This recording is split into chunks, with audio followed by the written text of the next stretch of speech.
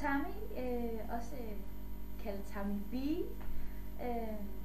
Og grunden til, at jeg hedder Tammy B, er ikke fordi jeg selv synes, det lyder fancy. Det synes præsten. De havde set, at jeg hedder Tammy B inde på min Facebook.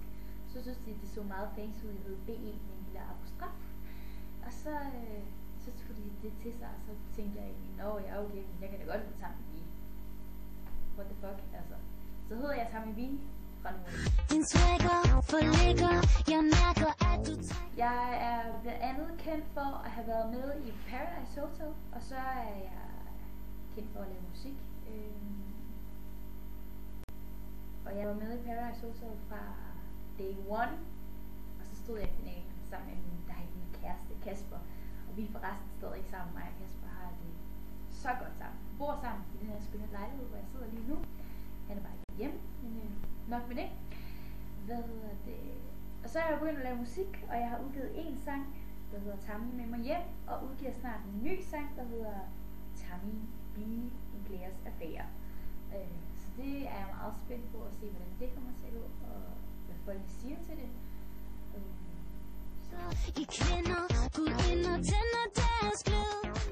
Til hverdag arbejder jeg som modelbooker på et modelbureau, der Casablanca Models, som ligger i Aarhus.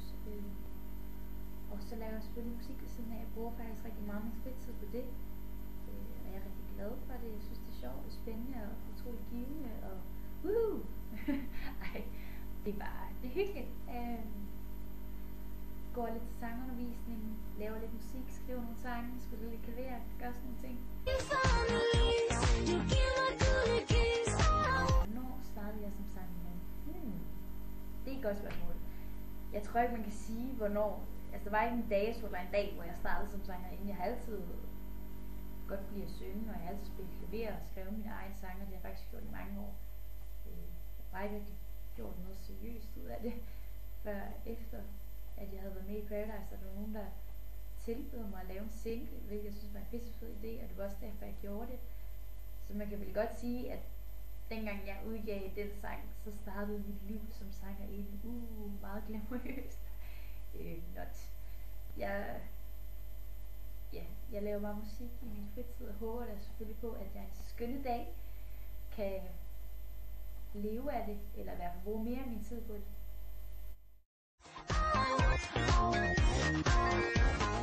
Er Audrey Hepburn. Jeg synes, hun er en fantastisk smuk kvinde.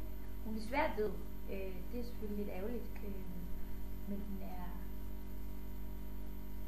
rigtig talentfuld og dygtig og elegant og smuk, og har været med til at sætte kæmpe præg på modeverdenen. Så hun er simpelthen kendt som et modeikon, men hun er samtidig også bare kendt for sine utallige film, hun har medvirket i, og hun har også selv sunget lidt, og så det er noget, som jeg synes er rigtig smukt, brugt en fandens masse tid på børn og fattige ulandene, og på at lave hjælpearbejde, og på at gøre verden til et bedre sted. Smukt. Mine fremtidige planer, ja, det er at lave musik, og jeg kan ikke rigtig sige mere. Jeg ved ikke, hvordan det kommer til at gå, fordi det er jo noget, der sker i fremtiden. Jeg kan altså ikke forudse sådan nogle ting. Jeg har ikke en hemmelig krystalkugle eller sådan noget, men jeg håber selvfølgelig på at lave noget mere musik og lave nogle cool sange, lave et hit.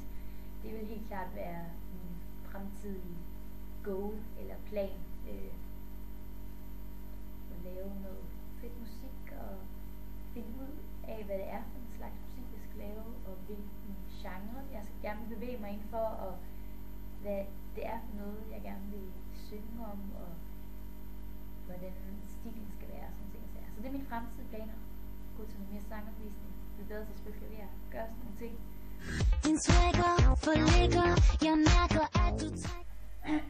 Altså min overgang fra reality-stjerne til sangerinde er sådan ikke sket endnu. Jeg synes stadig ikke, at jeg hænger lidt på den der reality-ting. Eller at folk de stadig bare ser, nå, Tammy, det er hende der på Paradise. Og det tror jeg også, folk bliver... Jeg har faktisk en eller anden idé om, at folk de bliver ved med at gøre det for altid, eller i hvert fald flere år. I hvert fald, hvis jeg bliver ved med at lave musik, så tror jeg altid, at det skal være sådan noget, nå, Tammy, det er hende på Paradise. I stedet for, nå, Tammy, det er hende, der laver musik.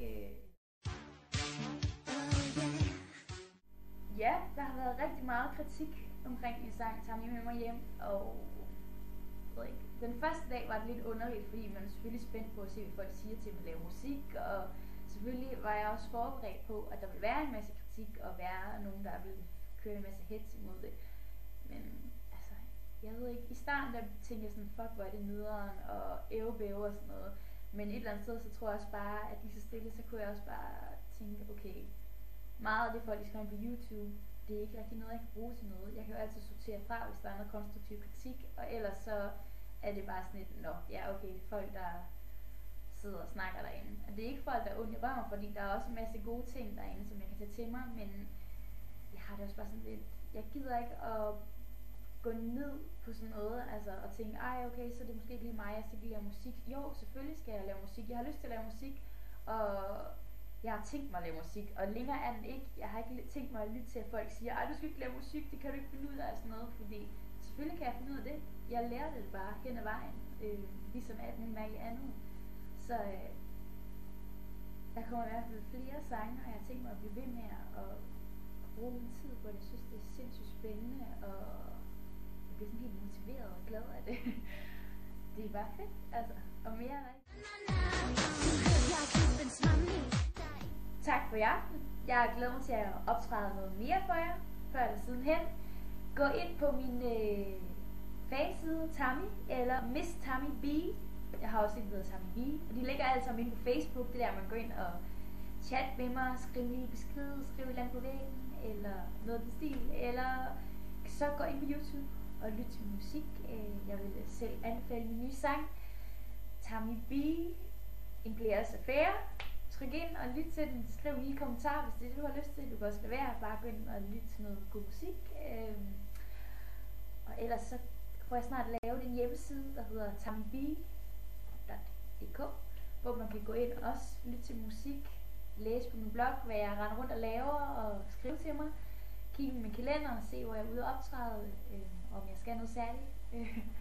Og så kan man gå ind og kigge.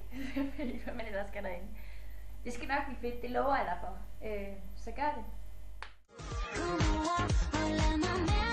Jeg glæder mig meget til at samarbejde med Oliver i fremtiden. Og se, hvad vi måske kan finde ud af. Det kan jo være, at mig og Oliver begynder at lave noget musik. Det ved man aldrig. Eller Oliver han kan hjælpe mig lidt på vej med at lave noget musik. Det ved man heller aldrig. Men det var i hvert fald alt, hvad jeg havde at sige. Så hvis I har nogle spørgsmål, så må I jo finde mig på Face. See you!